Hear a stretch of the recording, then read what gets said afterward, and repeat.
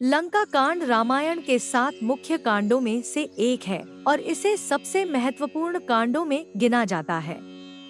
इसमें भगवान राम, उनकी सेना और रावण के बीच हुए युद्ध का वर्णन किया गया है।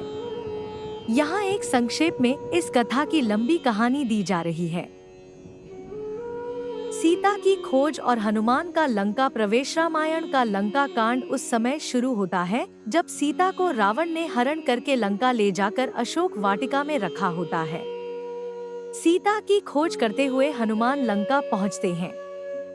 हनुमान अशोक वाटिका में सीता से मिलते हैं और उन्हें राम का संदेश देते हैं। इसके बाद हनुमान लंका का संहार करते हैं और लंका को जलाकर वापस लौटते हैं। राम रावण युद्ध की तैयारी। हनुमान के लौटने के बाद भगवान राम, लक्ष्मण और उनकी वानर सेना, जिसमें सुग्रीव, अंगद, जाम्बवंत आदि प्रमुख हैं, लंका की ओर कूच करते हैं। राम सेतु का निर्माण किया जाता है, जिसके माध्यम से पूरी वानर सेना लंका पहुंचती है। युद्ध की तैयारी शुरू होती है और दोनों पक्षों के बीच दूतों का आदान प्रदान होता है, लेकिन रावण किसी भी तरह से सीता को वापस देने के लिए तैयार नहीं होता। युद्ध का प्रारंभ। युद्ध की शुरुआत होती है और दोनों ओर से शक्तिशाली योद्धा एक दूसरे से लड़ते हैं। रावण की सेना में कुंभकर्ण, मेघनाद, इंद्रजीत, अतिकाय जैसे वीर योद्धा शामिल हैं, जबकि राम की सेना में हनुमान, अंगद, नलनील और जाम्बवंत जैसे पराक्रमी योद्धा होते हैं। राम और रावण के बीच का युद्ध कई दिनों तक चलता है। मेघनाद का वध। मेघनाद रावण का पुत्र, बेहद शक्तिशाली योद्धा था। उसने लक्ष्मण पर शक्ति अस्त्र का प्रयोग किया, जिससे लक्ष्मण मूर्छित हो गए।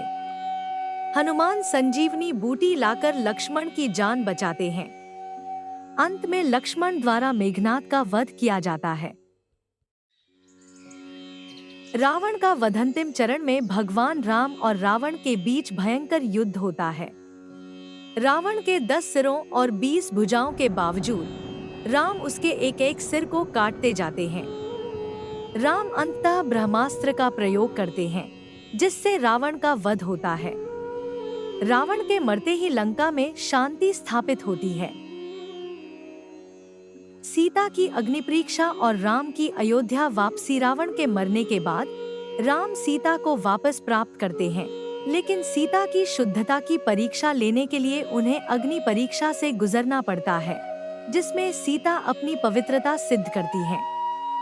इसके बाद राम, सीता, लक्ष्मण और हनुमान अयोध्या लौटते हैं, जहां उनका भव्य स्वागत होता है और राम का राज्याभिषेक किया जाता है। लंका कांड के माध्यम से यह संदेश दिया गया है कि अधर्म पर धर्म की विजय होती है और सत्य की हमेशा जीत होती है। अगर आपको हमारी कहानी अच्छी लगी, वीडियो को लाइक करना और चैनल को सब्सक्राइब करना हम आपका बहुत बहुत धन्यवाद करते हैं।